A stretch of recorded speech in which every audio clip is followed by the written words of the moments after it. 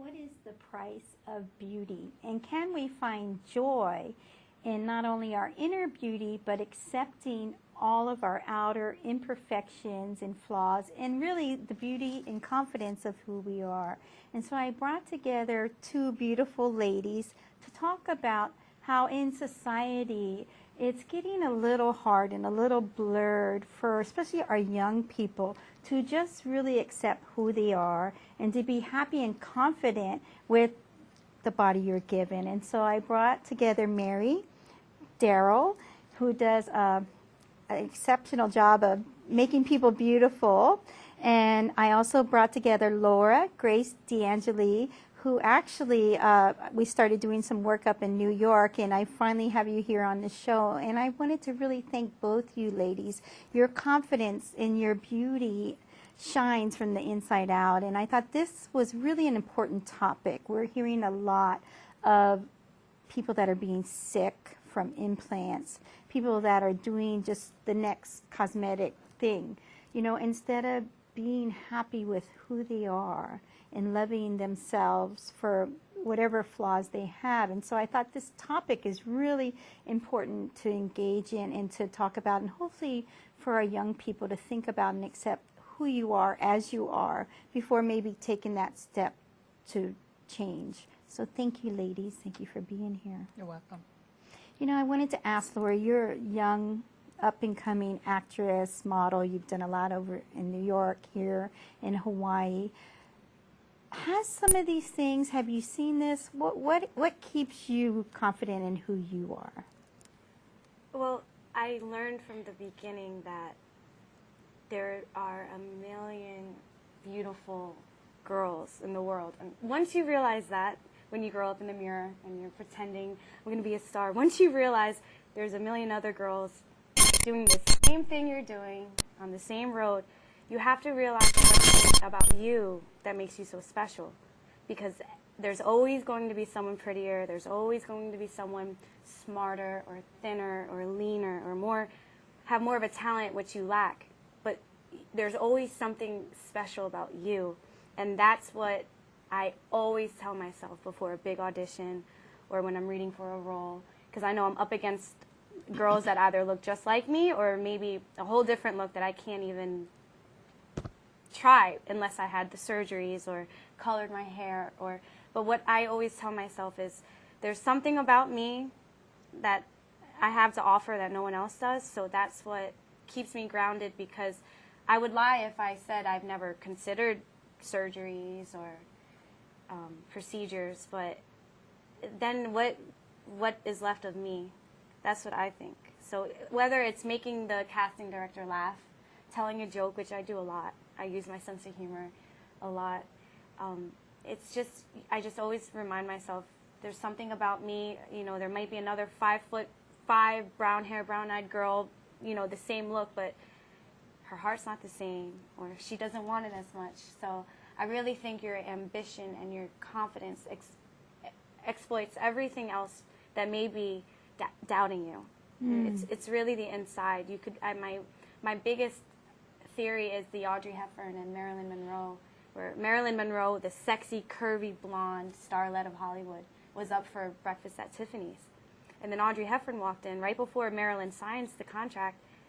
5'2", skinny, mini brunette, no body, nothing. But she walked in that room with her head high, and I have goosebumps talking about it. Her confidence got her the role that we all know her as today. So really, it's just your confidence inside. Yes, yes. Mm-hmm. You know, Mary, you see so many people, you know, in your profession, bringing the beauty out in people. Do we have it right as society? Are we giving younger people the power to just love who they are? Society, no. I think it starts at home. They have to get it from home, because what's going on in society is, no. It starts at home, and if you just teach your child to love themselves for who they are and don't be a follower. I mean, there are times that we need to follow, but when it comes to yourself, you need to love yourself, embrace who you are, and you don't have to show everything that you have. You have to leave something for the imagination. And again, I think we just need to teach our children to stay focused, take what you have and make the best of it, and love on yourself. Because if you love yourself, the world will love you. So, you know, I watch a lot of the shows out now, and some of them, even the parents are offering, you know, for graduation, high school, do you want an implant or do you want a car? You know, should we be worried about this focus on, you know, what can I do to create a better me? Well, like Mary said, it obviously starts at home. These parents that are offering these procedures, I'm pretty sure they're getting them done themselves, and they're trying to keep up. And, you know, influencing your daughter to get a procedure done because you're trying to keep up with what you feel like you need to is sending the wrong message. She's going to be in the car fixing her new chin and crash the car. So don't get her a new car. Don't get her a new face. Let her embrace what she has. I think what you said, how they're offering procedures at 18. Your body isn't done growing at 18. Believe it or not, it's not. And you don't know who you are. Yes. At 18. And a lot, like, you nailed it right on the head. It's all at home. It's all at home. And I just told my granddaughter that she didn't need to, like the little tank tops where it's revealing your cleavage. You don't need to show all that going to school. You don't even need to show your belly. And I threatened her last week and told her that if she didn't make sure that she was covered properly, that I was going to stop doing her hair and I was going to turn her phone off. Because hair is important, but it's like an ornament. You know, you can change it up and it doesn't make who you are. But you look good when it's done, you know.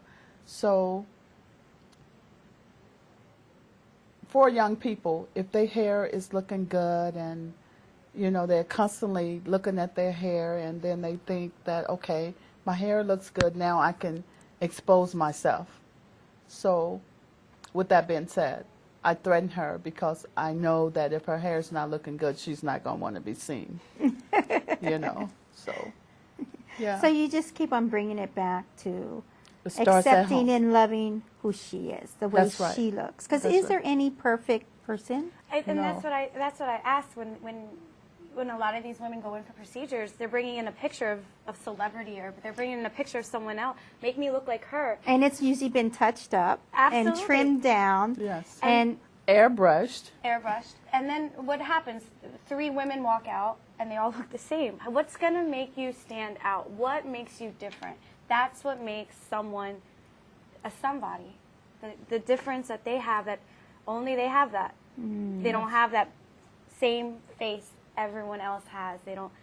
They're not programmed like you meet a lot of celebrities and a lot of them are programmed to talk like this and trained to speak like, be yourself, love yourself. And when people see that you love yourself, they're going to love you. And they're going to say, make me feel that happy, or make me, what are you doing? And I'm doing me. I'm doing myself. And I think what's important is this isn't a message only for Women. ladies. It's also for men and young men, because They don't like to talk about well, as we see struggling with men, you know, we went through the age of metrosexuals and where they're saying, oh, he's a metro because he takes care of himself, he grooms himself. And so even that, it's that, you know, persona. But what for me is, I can look as beautiful as I am.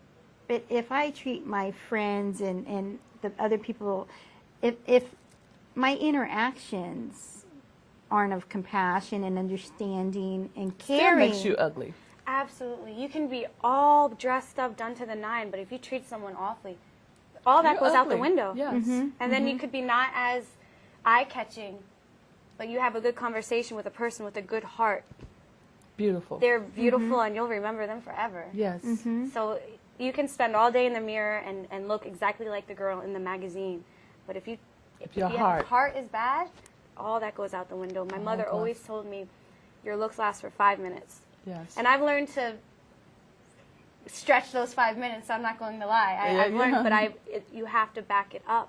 Yes. You have to speak and carry yourself and love, and people are meant to help people. Mm-hmm. That's right. That's what we're here for. Yeah. We're here Yes. right now talking about Yeah. how we're reminding women you're beautiful the way you are. Mm-hmm. Yes. So if you carry any ugliness inside, it's gonna show, Yeah. and it's gonna show. So beautiful inside, beautiful outside. That's the motto, right? Yes. We're just here sharing. On this earth, just sharing. We're just passing through. Yeah. Yeah. You know, we had talked earlier, and we were sharing about that. It is that helping of each other and uplifting. Yes. Why do you think that's important, especially nowadays? Because we are sort of shut off. We're busy with our phone or our computer, and we don't always pause to look the other person in the eye and to see their unique, who they are, potential, who this person is. And then it goes back to that. That's what the course of our day should be about every day, is doing something to help someone, you know, because if we help someone, that just automatically makes you feel good. And the universe is going to serve you up.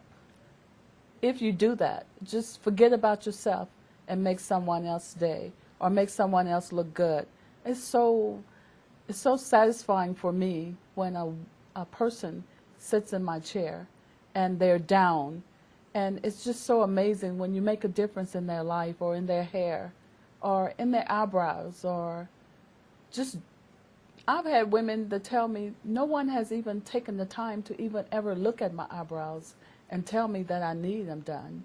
So just being the first or just taking the time to love on someone else is a joy in my work. I love that. But it doesn't have to be extravagant. It's just an enhancement of Recognizing bringing out the beauty. Just bringing out the hidden beauty. Just that makes them stand taller. Stand, yes. It doesn't have to be anything. A haircut can bring out the hidden beauty because you wake up and you touch your hair and it's effortless. You don't have to do a lot to look good. You can get up and just shake it, keep it moving, you know. Or even a smile. Yeah. If you smile, Yeah. it always looks good. Or just sharing your smile with a stranger. Yes. If you're driving, you just smile at someone. You don't know if they're having a bad day. And like, Yeah. oh, wow, someone just smiled. Yeah. Just sharing. And Just sharing. Sharing It's your so smile. important, too. Because we all need each other. Believe it or You yes, know. even if we don't want to accept But it or the- admit that we yeah. need help, sometimes you're so Yes. proud of it. But we all know a hug and a smile and Yes. just you're 'Cause good you never, job. Yeah. I the appreciate compassion, you. Yeah. compassion for humanity. Yes. You know, and I think that's what, with everything going on, it's having that compassion for your fellow Yes. person. Yes. And accepting who they are instead of, oh, well, I think, you know, it's no, this is who they are, Yeah. and help them let their confidence Yeah. shine. And meeting them where they are. You know, we all on a journey, and everybody is not at the same place. You know, accepting them for who they are and meeting them where they are, and not trying to knock them down, but lifting them up. Yeah. Exactly. And instead of comparing, that's what society does. We compare ourselves to other Other people. people. But it's okay, because competition can be healthy, Healthy too. sometimes, it can be. But not as so much comparing, but celebrating differences. Yes. Like, okay, you think that's wrong on your face, but look at those big blue eyes. No one has those eyes. I wish I had those blue eyes. Yes, you know? yeah. So knowing and acknowledging our imperfections, but also acknowledging all the other great things that, you know, one reason I really wanted to share was there's been so much synchronicity about some of the interviews I've done lately with, you know, I interviewed Terry Lee Peak, who was a penthouse and had implants, and she had them removed because it got her so sick, like debilitating sick. And then you shared this Essence article about another lady named Alice, I believe it is. Hairstylist. And the price of beauty. She was getting butt injections and lost her limbs and her I just was amazed. And she said, but this is her journey. She's not angry. It's her journey. But she wanted other women to start to think, and that's why I thought of bringing all of us here, because the industries we're in, you see everyone wanting, I need to do that next thing before I can accept who I am. Yes. And one of my friends mentioned it and said that, if other people can't love you or like you for who you are, that you need to go and get this procedure, then what is really that relationship? If you need to go and change up who you are for 5 minutes in a TV commercial or for a page in a book, killing yourself for beauty, is it really worth it? Because more and more we're seeing how dangerous. And I know we are supposed to be responsible for what we put in our bodies and whatnot, but the temptation, and then if you're not given the proper information, how do you make that correct judgment? Because Terry, who was the Penthouse, she said they didn't talk about that this was silicone encasement. They only said saline breast implants. And so she wasn't giving the correct proper care or information to make a better choice. And then as it poisoned her and she got sick, the other sad thing was a lot of times women, our issues are put on a back burner. Oh, you're just emotional, you're just this and that. Instead of saying, wow, FDA saying, wow, there's really a problem here. Let's get this into Congress and let's hit hard. That a lot of times the women's issues takes back burner. And so both of you had shared, and I wanted to talk a little bit about why is it important for us women to uplift each other? We had a conversation a little earlier. It's important because women, we are our own worst critic. And if it isn't ourselves, it's another woman. We're never competing.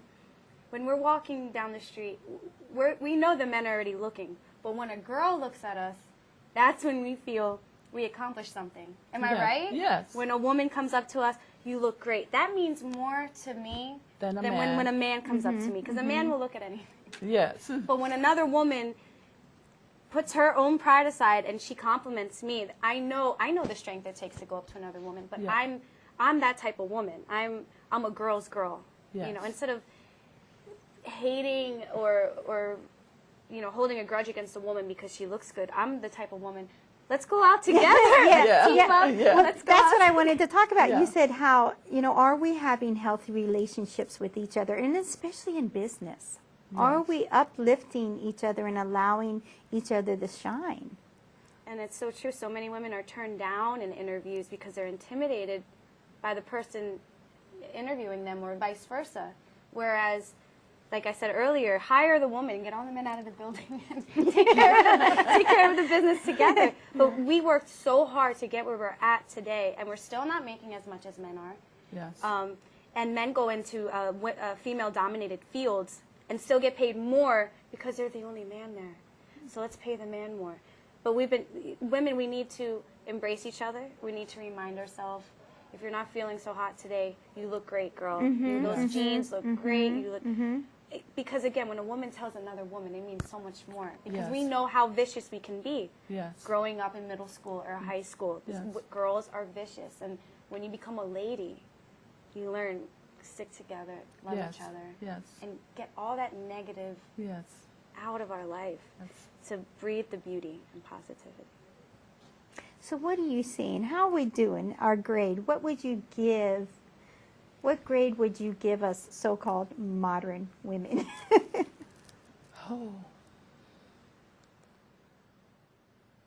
I really try to surround myself with women that uplift me. So I do know of a lot of women that do it. But a grade, society-wise, men-wise, how are men doing? Are they seeing us for who we are? We got some more work? Some of them are. We still got a lot of work, but I'll give them a B. And be better at it. Well, I run into a lot of people, and I run up to I can be out and about, and a guy of any nationality will come up to me and say, "You look lovely today." So And I run into a lot of women like that too. A lot of strangers just come up to me and say that to me. So I would have to say a B in my world. And how much of that do you contribute to loving who you are? 100%. 100%. They see the inner beauty. Because some days I don't feel beautiful at all. But when people come up, it has to be the inner beauty, you know. And I would like to give all that to God, you know. You know, I wanted to chat a little bit about, and I hope you don't mind, you told me your story a little bit briefly about your son passing away, but no one would ever, you don't wear that on your shoulder. How are you so confident and able to move forward when... It's with the strength of only God. And the peace that he gives you, that I've read about, that passes all understanding, I have it, I felt it. But I did move to Vegas for a year to grieve and to deal with it and to look it in the face. So I was able to cry, grieve, sit down, look at it, all of that. And I'm good. Do we understand crying? Do you think, you know, because... Crying it cleanses you. It washes away everything. It makes you new. Do you think it's a sign of weakness? No, not at all. I think it's a sign of strength. But why are we at times told, don't cry? You know, you shouldn't be crying. You know, do you think... That's I negative. think this is I think it's something that needs to be talked about. You know, talk a little bit. How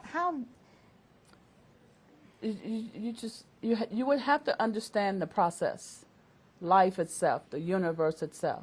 Why would you not cry? Why hold it in?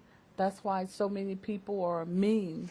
Well, men are taught that it's weak to cry. I didn't teach my sons that. I taught them to get it out so you can move forward. Because you stay back there. Or lash out in other ways. Yeah. Because you got to get it out. Either you have ulcers or you don't shine. Behavior. Yeah. Yeah. So do you think that's another thing we need to talk more about openly about not only women? It's okay when a woman cries, but that once in a while maybe a man needs to let the cry. Tears, because some of the tears are tears of joy. Yes. But people will tend to misunderstand and say, oh, you know, oh, you're crying. See, yes, I think there's a time and place for crying. But certain situations, if you're not crying, I mean, you're really in denial or you're suppressing something. You need to cry. Yeah. Death or even, I mean, I'm the type of person when I'm really happy, I do cry. Yes. Every time I go home and see my family, my mother, Yeah. I'm always like the butt of all my sister's jokes because I'm so sensitive. Because when I just, you know, it's just a way, it's an emotional thing. There are some women that use our ability to cry easily. They take advantage of that to get out of certain situations. But hopefully you get older and you realize when it's okay and when it's not okay. As for men, when they cry, you know, every time I've seen a man cry, that's when I really was like, ooh, okay, you're serious. Because men, you're right, men don't show that as much. So when they do, it's really powerful. It really you're...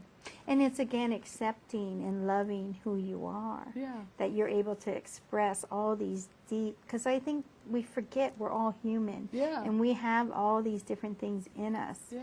And, you know, understanding and allowing someone to be whatever, like you said, where they are in that moment. Yeah. And then I can cry behind the chair. Compassion for someone. Or I can hear a story and cry because I know the joy that certain things can give you. I know the feeling that certain things can make you feel. So I can cry from hearing your story. If something great happened to you, I can cry for that. Or even a beautiful song. Yes. Moved by a song, the lyrics of a song. So, but don't cry about if your waist isn't as small as hers, or don't cry about your nose, and don't cry about... Cry when you're unhealthy, and there's something that nobody can do. Because you can buy a chest, you can buy a new face, but you cannot buy your health. Yes. You can't. That's one thing And that's such an important point, and I really appreciate that. I think that's what I knew putting this show together, that, reminding each other to look at yourself in the mirror. Don't Yes. be afraid. Yes. So, we only have a little bit of time left. What would you want to say to others out there? Especially, you've got, like you said, girls and guys that have these dreams. Absolutely. I'm in the industry and I see it every day. And instead of looking in the mirror before you go into that or big audition, instead of just looking at what don't you have, I want you to look in the mirror and I want you to say, I have this, I have that. Love what you have and don't think about what you don't have, because what you have, somebody else wants. There's always something you have that someone else wants. So don't feel like you don't have anything, because you have everything. And your smile will embrace that. So as long as you're smiling, you're good. That's my message. Mary, what would be your message out to others? We all are so uniquely different, and we all have something to bring to the plate. And just staying focused and knowing that. Love yourself. Love yourself. Makes me want to be around you, ladies. You love yourself. I love being here with you. Yes. If someone wanted to find out more information and work with you, because you do such a great job of bringing out the beauty of people, what's the best way to get a hold of you? You can reach me at Heads Up Beauty Salon in Pearl City Shopping Center. My number is 808-428-9813. And Miss Laura, if someone's looking for their next Angelina Jolie in their movie, Yes, you can contact me, Wilhelmina, Hawaii. You can contact Wilhelmina, or you can contact myself. Find me on Facebook, Laura Grace D'Angeli, and I look forward to hearing from everyone. But please smile. Smile. Well, I want to thank you both for being here, and I just love that we have been able to have great dialogues and support each other, and I hope to have you back again. Thank you. Thank you. Thank